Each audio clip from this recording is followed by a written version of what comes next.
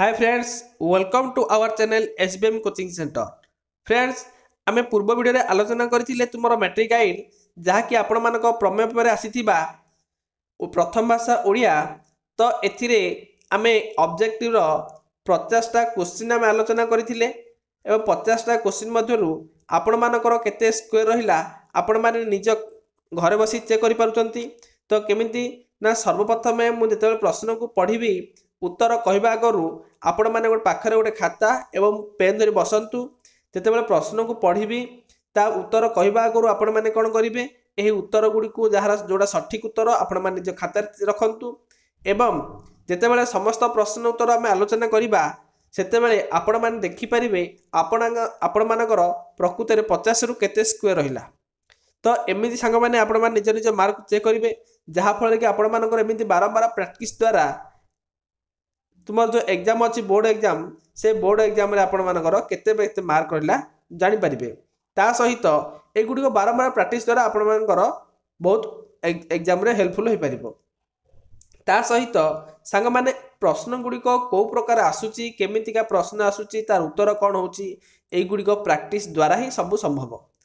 तो सेथि पई आमे पूर्व वीडियो रे आलोचना करथिले। एबे आमे देखिबा तुमरो सब्जेक्ट क्वेश्चन आपण जो सब्जेक्ट रो 50 मार्क रहा ये 50 मार्क रो सब्जेक्ट को आम आलोचना करवा।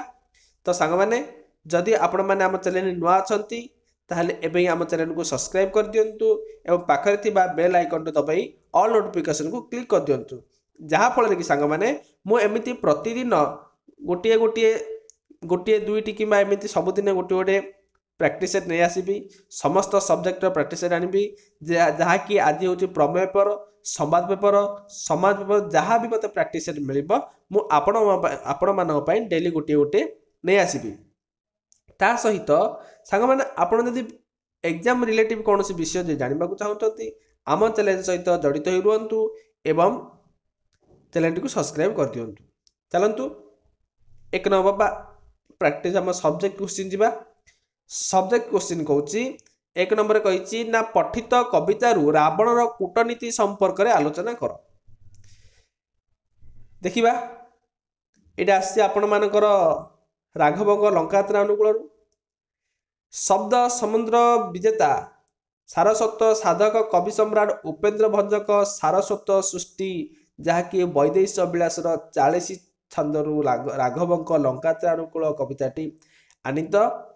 एठी सांग माने कही ना आम उपेन्द्र भंजकर जो 52 छंद विशिष्ट कविता लिखिथिले कोटा ना आम वैदेश विलास वैदेश विलास हूँ 52तम छंद।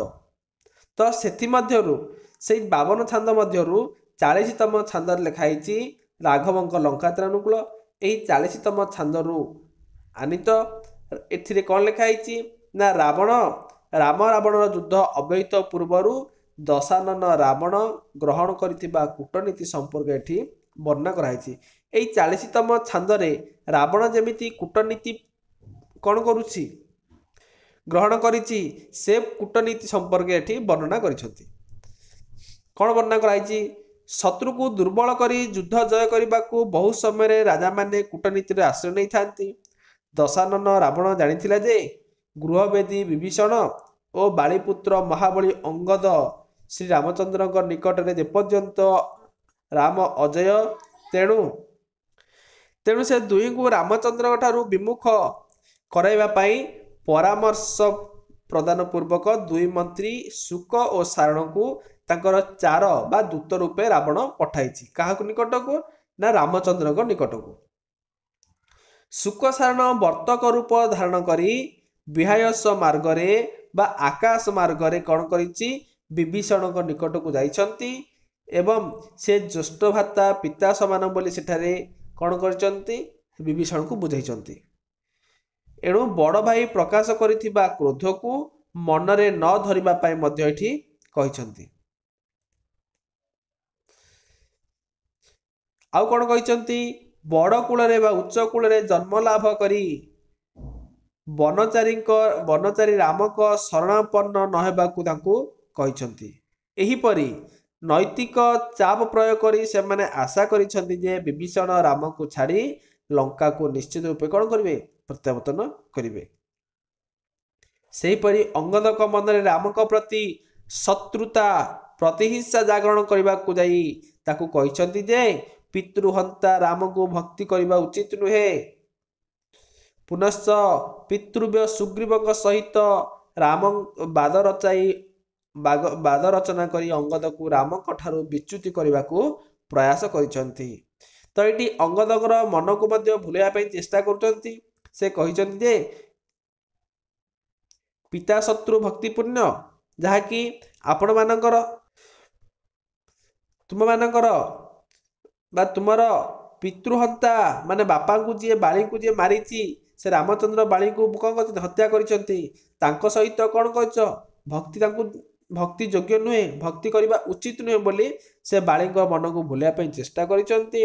ତା ସହିତ ତାଙ୍କ ପିତୃବ୍ୟଙ୍କ ସହିତ ସୁଗ୍ରୀବଙ୍କ ସହିତ ବାଦ ରଚନା କରି, ତାମାନେ ସୁଗ୍ରୀବଙ୍କ ସହିତ ବାଦ ରଚାଇ ତାଙ୍କର ସୈନ୍ୟ ସାମନ୍ତ ଗୁଡ଼ିକୁ ଫେରାଇ ନେବା ପାଇଁ କ'ଣ କରିଛନ୍ତି? ଅଙ୍ଗଦକୁ ଶୁକସାରଣ କହିଛନ୍ତି।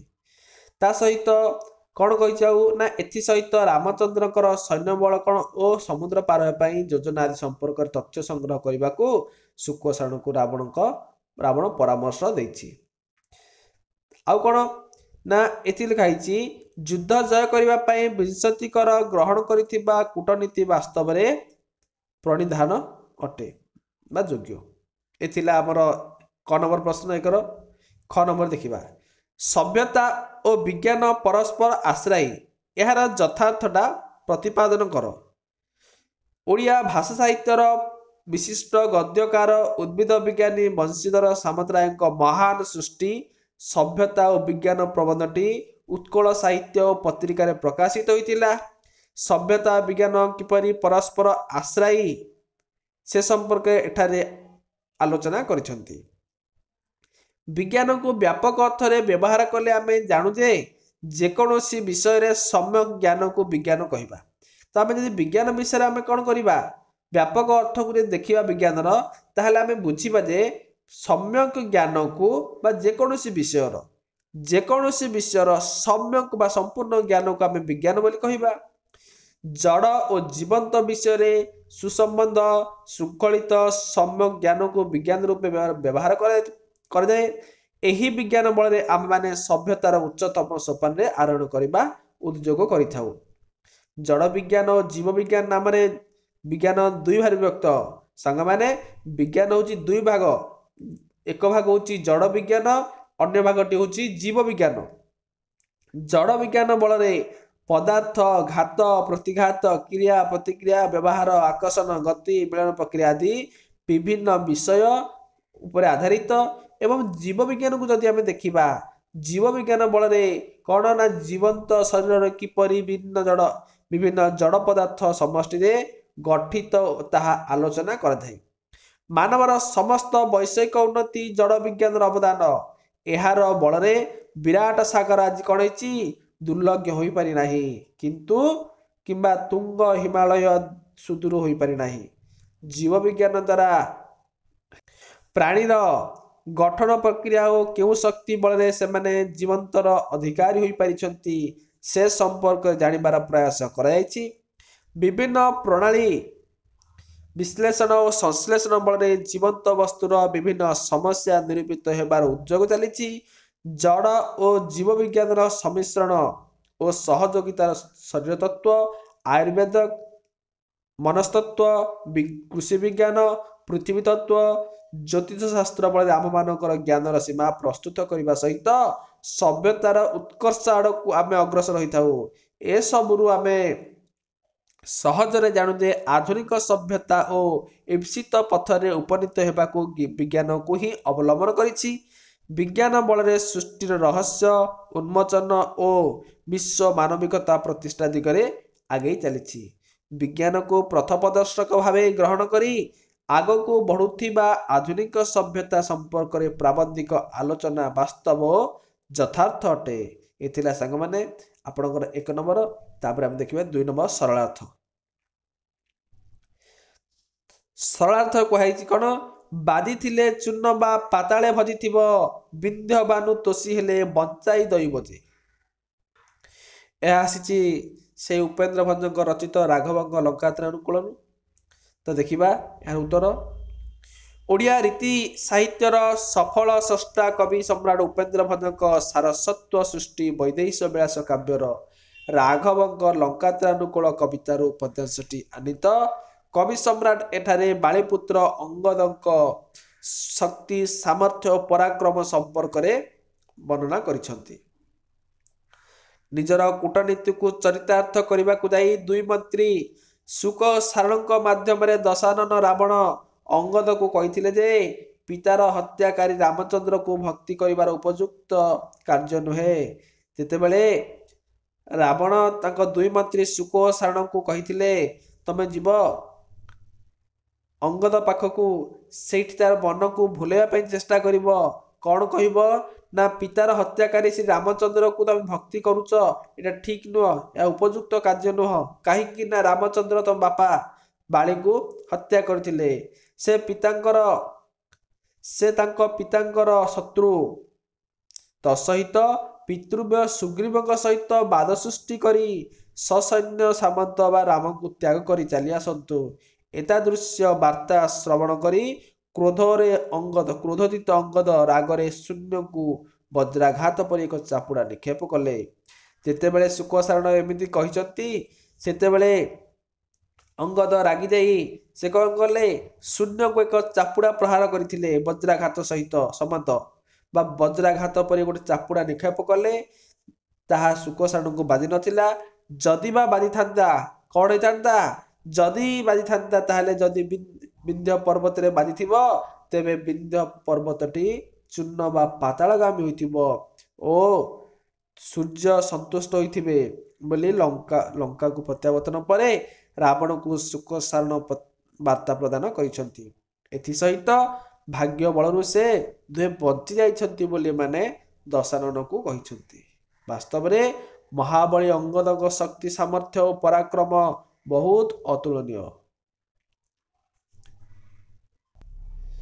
ଖ ନମ୍ବର ଦେଖିବା, ତ୍ୟାଗ ମାର୍ଗରେ ଦୀକ୍ଷିତ ହୋଇ ଯେତେବେଳେ ସେ ବିଷୟର ମାଲିକ ହୁଏ ସେତେବେଳେ ଭୋଗମାର୍ଗଗାମୀ ଜାତିଠାରୁ ତାର ପଥ ସମ୍ପୂର୍ଣ୍ଣ ପୃଥକ ହୋଇଯାଏ।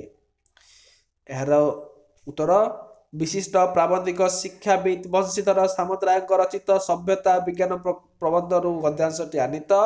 ବିଭିନ୍ନ ପ୍ରାଚୀନ ସଭ୍ୟତା ସହିତ ଭାରତୀୟ ସଭ୍ୟତାର ଏକ ତୁଳନାତ୍ମକ ଚିତ୍ର ପ୍ରଦାନ କରି ସେ ଏଠାରେ ଭାରତୀୟ ସଭ୍ୟତାର ବୈଶିଷ୍ଟ୍ୟ ବିଷୟରେ ଆଲୋଚନା କରିଛନ୍ତି। ମାନବ ଯେଉଁ ବୈଷୟିକ ଶାରୀରିକ ମାନସିକ ନୈତିକ ଉନ୍ନତି ସାଧନ କରିଥାଏ ତାହାକୁ ଆମେ ସଭ୍ୟତାର ଆଖ୍ୟା ଦେଇଥାଉ। ଭିନ୍ନ ଭିନ୍ନ ଭାବରେ ଭିନ୍ନ ଭିନ୍ନ ଜାତିମାନଙ୍କର ଏହି ଆଦର୍ଶ ଭିନ୍ନ ଭିନ୍ନ ଥିଲା। ପ୍ରାଚୀନ ଗ୍ରୀସୀୟ ଓ ରୋମୀୟ ସଭ୍ୟତାର ଯାବତୀୟ ବୈଷୟିକ ଉନ୍ନତି ସେମାନଙ୍କ ସଭ୍ୟତାର ଆଦର୍ଶ ରୂପେ ପରିଗଣିତ ହେଉଥିଲା। ଭୋଗ ଥିଲା ସେମାନଙ୍କର ସଭ୍ୟତାର ଆଦର୍ଶ, ମାତ୍ର ଭାରତୀୟ ସଭ୍ୟତାର ଆଦର୍ଶ ଥିଲା କ'ଣ? ତ୍ୟାଗ ଓ ଆତ୍ମସଂଯମ। ବୈଷୟିକ ଜଞ୍ଜାଳକୁ ଏମାନେ ବିପଦର ହେତୁ ବୋଲି ଭାବୁଥିଲେ। କେଉଁମାନେ? ଭାରତୀୟମାନେ। ବିଷୟ ଜଞ୍ଜାଳ ପରିବେଷ୍ଟିତ ଥାଇ ବି ସେ ଯାବତୀୟ ପାରିପାର୍ଶ୍ୱିକ ପଦାର୍ଥ ସହିତ ସଂଶ୍ଳିଷ୍ଟ ନଥିଲେ। ପ୍ରାଚୀନ ରୋମୀୟ ଓ ଗ୍ରୀସୀୟ ସଭ୍ୟତାର ବୈଷୟିକ ଉନ୍ନତି ଥିଲା ଇଚ୍ଛାକୃତ, ମାତ୍ର ଭାରତୀୟ ସଭ୍ୟତାର ବୈଷୟିକ ଉନ୍ନତି ତ୍ୟାଗ ମାର୍ଗର ଏକତମ ସ୍ୱତଃସ୍ତମ୍ଭୂତ ଫଳ। ବିଭିନ୍ନ ସଭ୍ୟତା ସମ୍ପର୍କରେ ପ୍ରାବନ୍ଧିକ ତୁଳନାତ୍ମକ ଚିତ୍ର ବାସ୍ତବ ଯଥାର୍ଥ ଅଟେ। ତାପରେ କହିଛି 200 ଶବ୍ଦ ମଧ୍ୟରେ ପ୍ରବନ୍ଧଟି ଲେଖ। ଓଡ଼ିଶାର ଅରଣ୍ୟ ସମ୍ପଦ। ସାଙ୍ଗମାନେ ଏ ପ୍ରବନ୍ଧ ଗୁଡ଼ିକୁ ଆପଣମାନେ ନିଜେ ନିଜେ ସ୍କ୍ରିନଶଟ କରି ଦେଖିଦିଅନ୍ତୁ, ଯାହାଫଳରେ କି ସମସ୍ତ ପ୍ରବନ୍ଧକୁ ପଢ଼ିବା ଯଦି ତାହେଲେ ଭିଡ଼ିଓଟି ବହୁତ ଲମ୍ବା ହେଇଯିବ।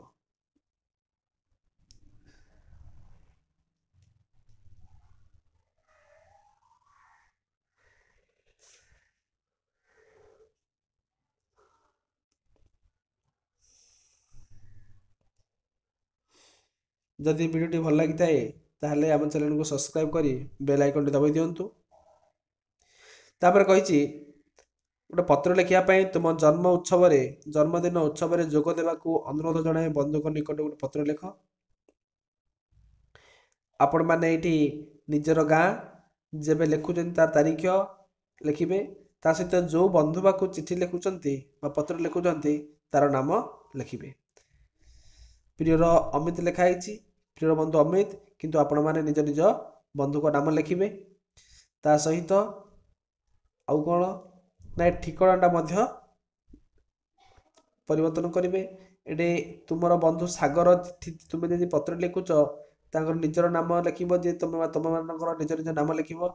ପ୍ରେରକ ତୁମର ଠିକଣା ଲେଖିବ ଏଠି। ପ୍ରାପକ ତା ଅର୍ଥ ଏଠି ଯାହା ପାଖକୁ ଚିଠିଟି ଲେଖୁଛ ତାର ଏଠି ଠିକଣାଟି ଲେଖିବ। ତାପରେ ସାଙ୍ଗମାନେ 5 ନମ୍ବର ଅନୁଚ୍ଛେଦ, ଏହାକୁ ପଢ଼ି ଆ ତଳେ ପ୍ରଶ୍ନ ଅଛି, ପ୍ରଶ୍ନ ଗୁଡ଼ିକୁ ଉତ୍ତର ଦେବେ। ସାଙ୍ଗମାନେ ଆଜି ଆମେ ସବଜେକ୍ଟର ସମସ୍ତ କ୍ୱେଶ୍ଚିନ୍ ଦେଖିଲେ। ତା ସହିତ ଆମ ଚ୍ୟାନେଲ ସହିତ ଜଡ଼ିତ ହୋଇ ରୁହନ୍ତୁ। ଯେତେବେଳେ କୌଣସି ପ୍ରକାର ପ୍ରଶ୍ନ ଉତ୍ତର ପାଇବି କିମ୍ବା ପ୍ରାକ୍ଟିସ୍ ସେଟ୍ ପାଇବି, ସର୍ବପ୍ରଥମେ ଆପଣମାନଙ୍କୁ ଜାଣିବାକୁ ହେଲେ ଆମ ଚ୍ୟାନେଲ ସହିତ ଜଡ଼ିତ ରହିବାକୁ ପଡ଼ିବ। ଆମ ଚ୍ୟାନେଲକୁ ସବସ୍କ୍ରାଇବ୍ କରି ରଖନ୍ତୁ ଏବଂ ପାଖରେ ଥିବା ବେଲ୍ ଆଇକନ୍ଟି ଦବାଇ ଅଲ୍ ନୋଟିଫିକେସନକୁ କ୍ଲିକ୍ କରିଦିଅନ୍ତୁ। ଓକେ ସାଙ୍ଗମାନେ।